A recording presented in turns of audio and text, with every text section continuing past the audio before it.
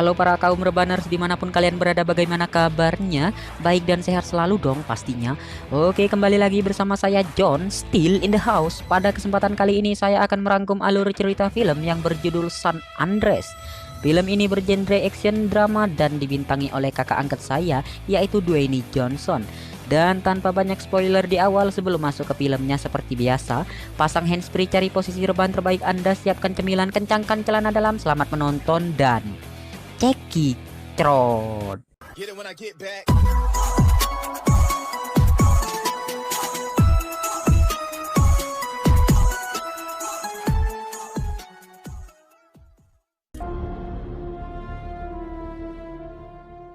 Cerita dibuka saat seorang gadis sedang bermusik ria sambil mengendarai mobilnya di jalan lereng pegunungan 16 mil utara Los Angeles.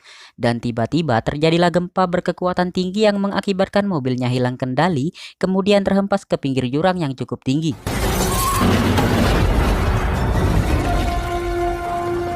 Beruntung berbatuan terjal telah menghentikan jatuh mobil tersebut dan tersangkut di atas ketinggian dinding yang sangat curam. Selang beberapa saat kemudian datanglah helikopter tim penyelamat di bawah pimpinan Kapten Raymond. Lokasi TKP yang sangat sulit dijangkau tak menghalangi tekad tim untuk menyelamatkan gadis tersebut, sekalipun taruhannya pesawat mereka bisa saja terseret jatuh ke dasar jurang bersama mobil.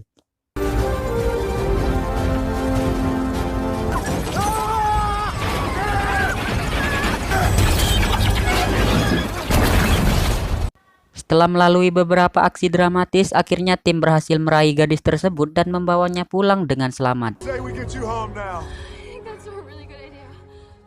Diceritakan di tempat lain di mana seorang seismolog Institut Teknologi California, yaitu Profesor Lawrence, sedang melangsungkan kuliah umum di kampusnya terkait teori gempa bumi yang sering terjadi baru-baru ini. Menurutnya, jalur patahan San Andreas yang terbentang di wilayah California akibat gempa pada 150 tahun silam adalah penghubung dua lempeng tektonik raksasa yang terus bergerak hingga saat ini. Artinya sangat masuk akal jika saja gempa mahadahsyat tersebut akan kembali terjadi dalam waktu dekat. Maka Lauren membentuk tim untuk memantau aktivitas bergeseran kulit bumi tersebut sekaligus untuk memprediksi kemungkinan kapan gempa itu akan terjadi.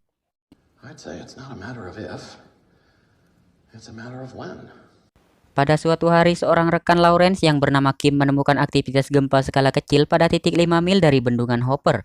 Lantas mereka pun bergegas menuju bendungan tersebut untuk kemudian melakukan penelitian dari sana. Sementara itu, Ray yang baru saja tiba di rumahnya menemukan surat gugatan cerai dari sang istri yang harus ditandatanganinya. Konon, tatanan rumah tangga Ray saat ini sedang goyah pasca kematian putri bungsunya akibat tenggelam beberapa waktu lalu. Ironisnya, sang istri lebih memilih pergi meninggalkan Ray demi seorang pengusaha tajir di luar sana. Kan anjing. Kemudian cerita kembali ke Hopper Dam, Nevada, di mana Kim mencatat ada 3 kali gempa kecil semenjak kedatangannya di sana. Sebagai peneliti, Lawrence cukup optimis mendengar perkembangan tersebut. Namun tiba-tiba, grafik pada seismogram meningkat tajam yang mengindikasikan ada sebuah kekuatan di luar prediksi, dan benar saja terjadilah guncangan hebat di sana hingga mencapai 7,1 skala Richter, untuk kemudian Lawrence langsung memerintahkan Kim segera keluar untuk menyelamatkan diri. Para pengunjung Hopper Dam saat itu spontan berhamburan panik seiring ledakan tembok beton dan jebolnya air bendungan akibat guncangan. Sementara itu, sebuah kesialan menimpa Kim setelah kakinya terpasung baji beton, akibatnya dia terhempas dan lenyap bersama robohnya material bendungan.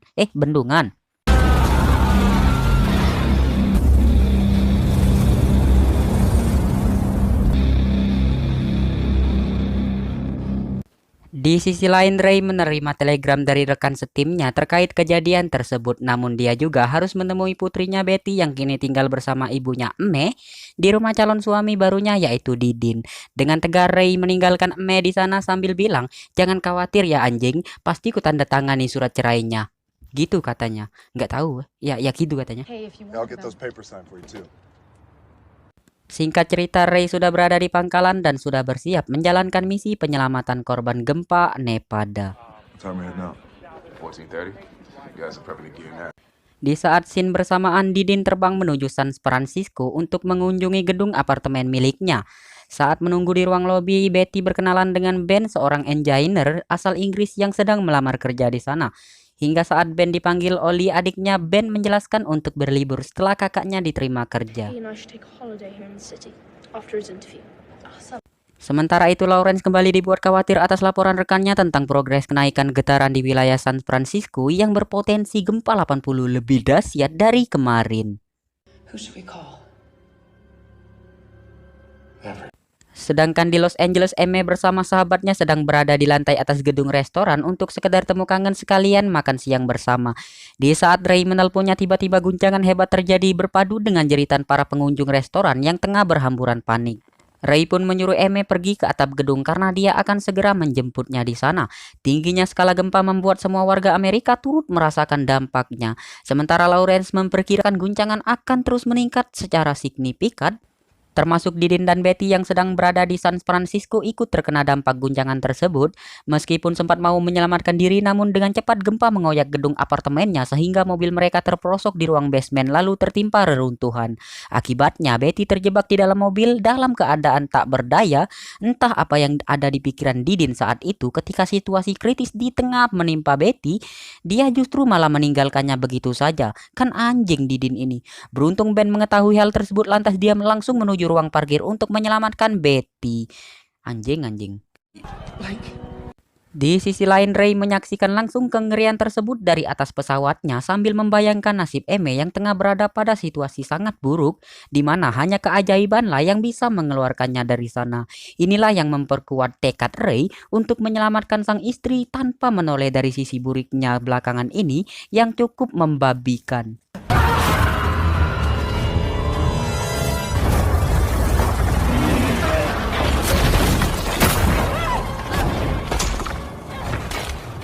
Seiring hanya beberapa detik saja waktu yang dimiliki Ray saat itu, maka dia langsung melontarkan keranjang ke arah Emme yang sedang berlari menghindari ledakan dari reruntuhan gedung di belakangnya.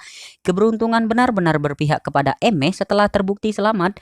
Walaupun untuk keluar dari zona tersebut, Ray harus mengendalikan pesawatnya dengan amat susah payah. Anjing.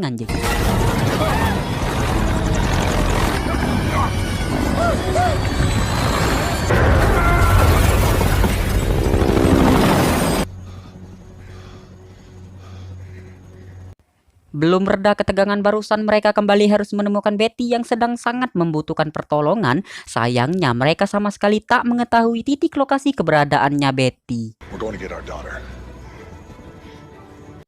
Cerita pun menuju ruang basement di mana Betty masih terjebak di sana hingga pada saatnya Ben dan Ollie menemukannya. Dengan susah payah mereka pun akhirnya berhasil membawa Betty ke tempat yang lebih aman. Di sisi lain, Dr. Lawrence mengisyaratkan bahwa bencana belum berakhir, bahkan progresnya semakin buruk lagi. Maka dengan dibantu para hackers, dia memutuskan untuk meng-take over media agar dapat mengendalikan warga.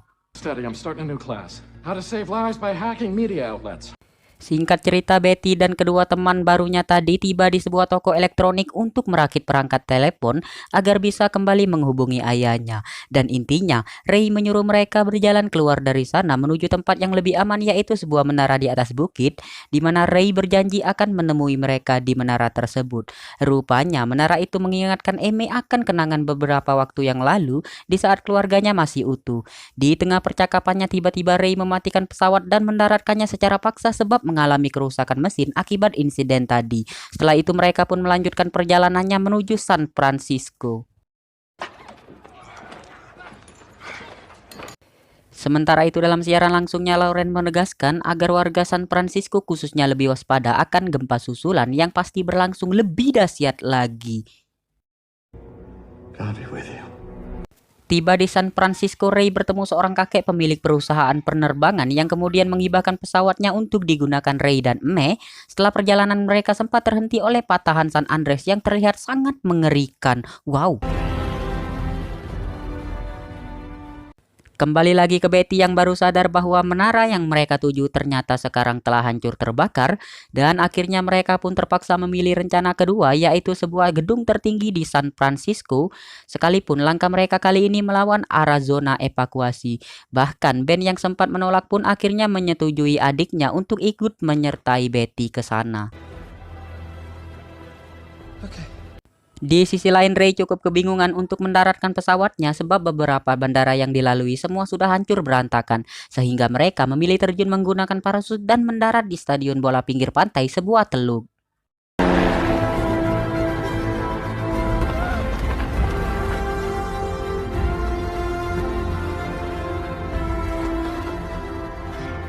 Pas di waktu bersamaan, gempa susulan kembali berlangsung lebih dahsyat, bahkan alarm berdengung di setiap penjuru kota pertanda akan terjadi tsunami. Ray yang terbiasa dengan situasi kritis terlihat lebih tenang dan terus memacu skocinya keluar teluk sebelum gelombang tsunami tersebut pecah. Dengan susah payah mereka akhirnya berhasil mencapai puncak gelombang dan selamat dari reruntuhan kapal tongkang yang nyaris saja menimpa skoci mereka. Dan dalam waktu singkat, kota pesisir pantai tersapu habis oleh ganasnya gelombang tsunami. Didin yang naas tewas pada saat itu.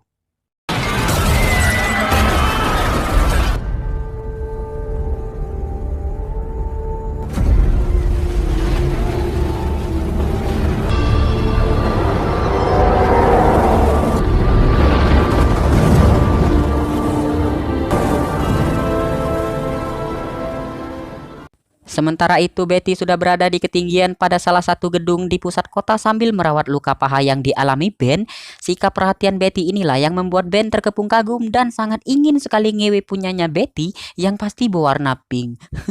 Anjing banget. Tak lama setelah itu, Ray dan Eme pun menemukan keberadaan Betty dan kedua temannya tersebut. Karena keharuan terlihat dari wajah keluarga ini setelah melalui keluh kesah perjuangan, akhirnya mereka dipertemukan juga. Namun tiba-tiba, situasi kembali tegang ketika gedung tempat Betty berada saat itu perlahan tenggelam. Tak tinggal diam, Ray langsung terjun untuk menolong mereka, namun sial, Betty telah terjebak di sebuah rangka kaca di mana tebalnya kaca menyulitkan Ray untuk bisa menembusnya. Lah, bagong.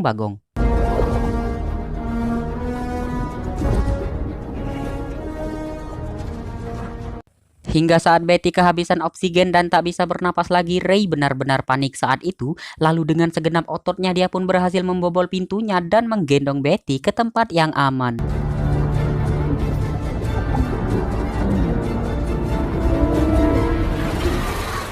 Melihat anaknya telah ditemukan, Eme nekat menembus dinding kaca gedung dengan sekocinya, kemudian membawa mereka semua ke lokasi yang benar-benar aman. Kecemasan menginggapi semua yang ada di sana menyaksikan kondisi Betty yang masih terbujur kaku. Namun Ray tak mau menyerah dan terus berusaha menyadarkan Betty apapun caranya. Maka doa-doa pun dipanjatkan sambil terus mencoba, hingga akhirnya Betty pun mulai siuman. Dengan mata berkaca penuh haru, Betty memandangi kebersamaan kedua orang tuanya kembali di sisinya, ditambah lagi dengan kehadiran sosok pengagum dirinya, yaitu Ben. Tidak pakai tol, bentol dong. Singkat cerita, rentetan gempa sudah berangsur reda. Pemerintah menilai jumlah korban jiwa yang sangat minim jika dibanding kerusakan infrastruktur. Ini akibat dari peran aktif dari para ahli setempat yang melakukan pantauan dan himbauan sejak dini. Dr. Lauren sendiri merasa lega dengan perannya bersama tim sejauh ini yang bisa dibilang cukup berhasil dengan telah menyelamatkan banyak nyawa di sana. Dan saat ini kota Francisco khususnya sedang dilakukan pemulihan total karena upaya ini diprediksi hari ini selesai. Dan jangan khawatir, Betty dan Ben malam ini pasti bergoyang. Tamat ending yang sangat membagongkan. Dan jangan lupa berikan dukungan kalian dengan cara subscribe channel ini agar saya bisa mengupdate video keren lainnya di setiap harinya. Oke, saya John, sampai jumpa di video selanjutnya dan salam pengangguran Indonesia. Bye bye.